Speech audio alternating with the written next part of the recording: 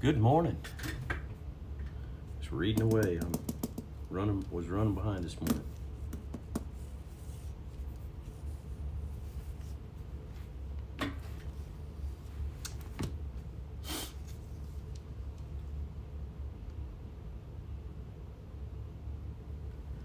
It is windy morning here in Oklahoma. Talking about, I think, 25 to 30 mile an hour winds with 45 and 50 mile an hour gusts. Not fun. Not fun at all.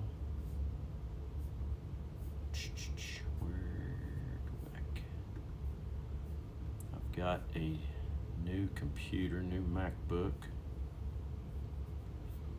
And my old MacBook was quite old, but I was upgraded, and I don't have everything set up just exactly right yet.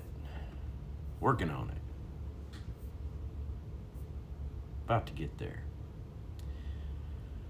Morning, Valerie. Everybody else is slow that comments. There we go. It's clicking in now. Good morning, Mom. Yeah, Monday morning. Very good. It is morning, Bill Wilkins. Morning, Kinsey. Deer Slayer. Kinsey shot her shot her second deer ever, but great shot, great with my crossbow this morning, or last night, I mean. Morning, Brandy. It was good. Didn't get the big one we was looking for, but there's only one buck come in.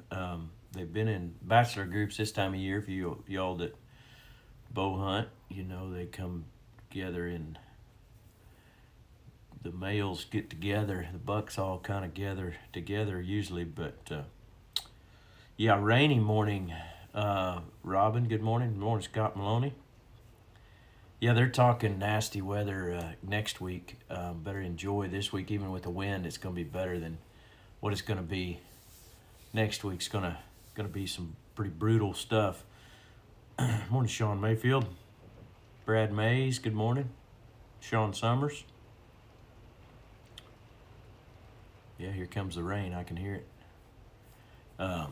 Yeah, we went out. She hadn't been able to hunt much, and I don't like shooting my deer early like I did this year. I like to hunt all up into, especially when the weather's like it's been nice to be out.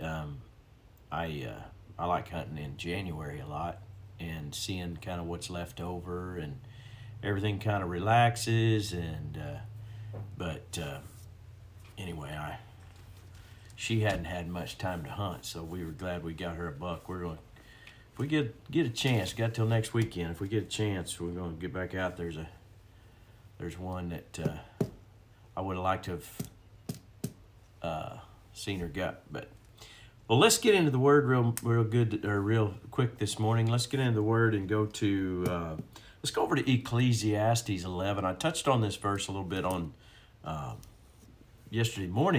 Sunday morning service, but I didn't have time to delve into it a lot, and made a point in the midst of that service. But it says in Ecclesiastes, if you're not familiar with that book, it's not one I go to a lot anyway, but it's right after Proverbs. So if you go to Psalms and then Proverbs is right after it. And these study Bibles, it throws it off, but on Bibles that don't have a lot of notes with them, it's usually right in the middle. The Psalms and Proverbs, I don't remember which verse it is. It's the middle of the Bible in Psalms. But anyway, let's go to Ecclesiastes chapter 11, verse 1. It says, "Send your grain across the sea, and in time profits will flow back to you." The King James reads, or New King James says, "Cast your bread upon the water, and after many days it'll return." What he's talking about is living generous, or sending out the seed that you would sow And the principle is it's going to come back to you. But notice how he says it comes back to you with profits. The profits will flow back. Now, we know from all the other places all throughout the Bible, when we follow God and are obedient to Him, blessing comes with that. Doesn't mean that we give to the church or we give to ministry and automatically we're going to sit there and expect the return. We're going to put it in there and expect. I say it's a pop machine mentality where we put the money in and we get our hand down there, we're ready, we hit the button. It's not like that, although it is trustworthy because God's faithful. But He's looking at our heart, and as we give, we don't want to give with the intention of getting rich.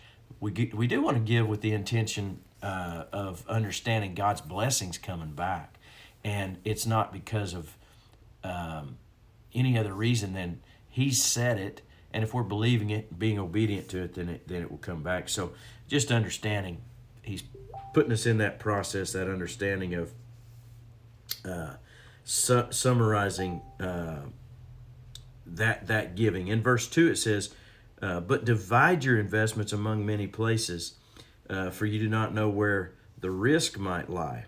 So in this verse 2, under a footnote here, it says, or give generously, for your gifts will return to you later. The Hebrew reads, throw your bread on the water. So he just is emphasizing what I just said, but also that generous living produces generous benefits or generous blessing.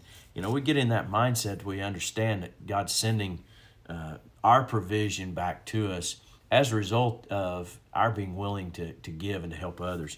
Why do you want more? Why do you want to be blessed? Why do you want to be have more than enough? And it should be to take care of your needs, take care of your family, do good things for your kids and grandkids. That's all good. That's all okay. But also then to help others and to help God's work, the ministry of whatever God has called to you to be a part of, then you also are able to do and to help those things. I know when we've been, we made that commitment to tithe as a young couple, even when it wasn't easy at times.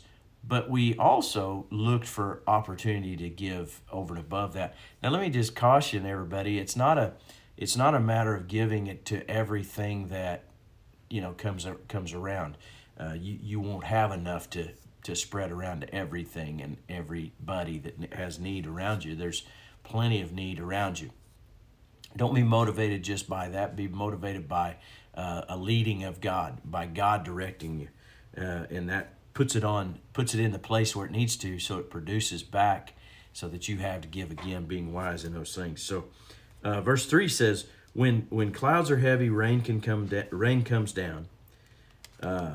Whether the tree falls north or south, it stays where it falls."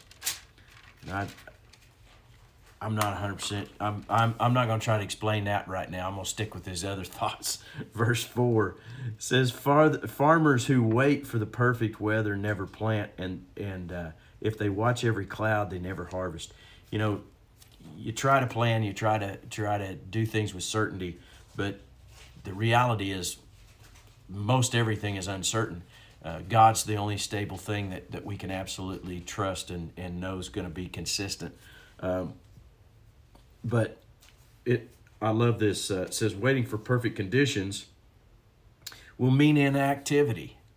That's really what he's saying here. And this is Solomon who wrote Ecclesiastes. And he's just saying, that is David's son. And it says, waiting for the perfect conditions also means inactivity. So sometimes you just got to go. Now, having that with wisdom is always good, and that's not what he's not saying. Just throw it out there and don't consider anything. But sometimes you just got to go. This practical insight is especially applicable for our spiritual lives. If you're waiting for the perfect time or place to have to begin, I'm going to say it like this, to begin to pray, to begin to study the Bible more, to begin to go to church, to begin to be committed to something. If you're waiting for the perfect time, it's probably not, you may be waiting a long time. You may have to keep searching, but just being obedient to step out there. You'll never do it if you wait for things to be perfect. You just got to go. Take steps now to grow spiritually. Don't wait for conditions to be perfect. Let's read verse 5. He says, just as you cannot understand the path of the wind or the mystery of a tiny baby growing in a mother's womb, so you can't understand the activity of God who does all things. In other words, you're not always going to understand everything that God does. And you're not going to be able to see how it's working sometimes. And that's a great mystery, but it's also a great blessing.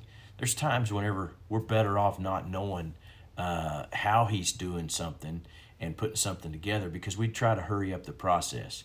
Or we'd lag behind. If God would have told me I was going to have to go through that struggle or challenge, I might not have wanted to experience that. I might have resisted and stayed where I was, and stayed in safety, and stayed in what's comfortable and what's easy, instead of stepping out into something that's difficult. Here's the thing: when we are out there on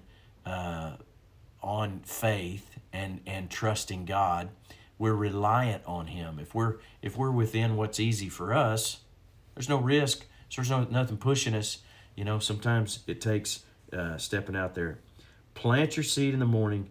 Keep busy in the afternoon, for you don't know if your profit will come from one activity or another, or maybe both. So he leaves that. He says plant seed in the morning and keep busy all afternoon. In other words, stay busy, trusting that God's going to make the provision. God's going to bring things to you, and your provision comes from him. We got to be willing to fail. I said this yesterday. A prerequisite of success is a willingness to fail. In other words, you got to take a step sometimes. And so you're not going to have everything in perfect order always, but you're going to react perfectly to whatever comes out. That's the best you can hope for, I guess, is that you react perfectly to whatever comes your way. Because here's what we got to remember. Remember, last week we used Philippians chapter 2, verse 13.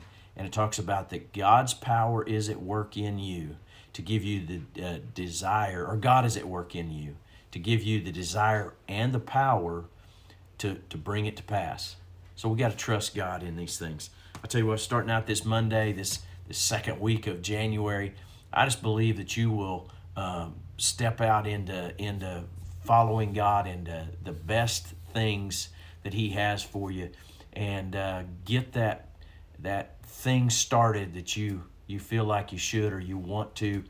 And if you've done the research and done some checking to know it's good, I'm not just talking about just willy-nilly, quit your job and go, but if you've planned and you can see it and you've prayed over it and you feel like that's where God's leading, man, step into that. Just begin to do and trust God to help you work through it.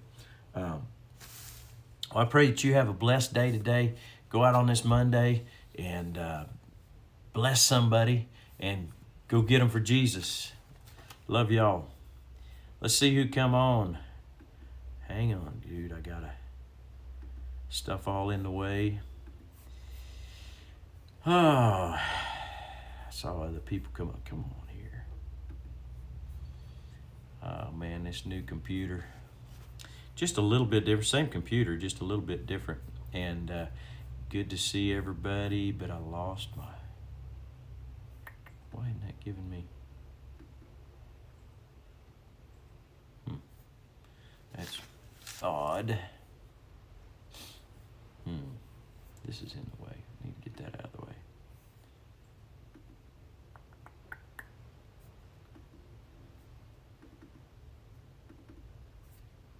By golly, I don't know where it went. I guess I could get off here and let y'all go. We will see you later.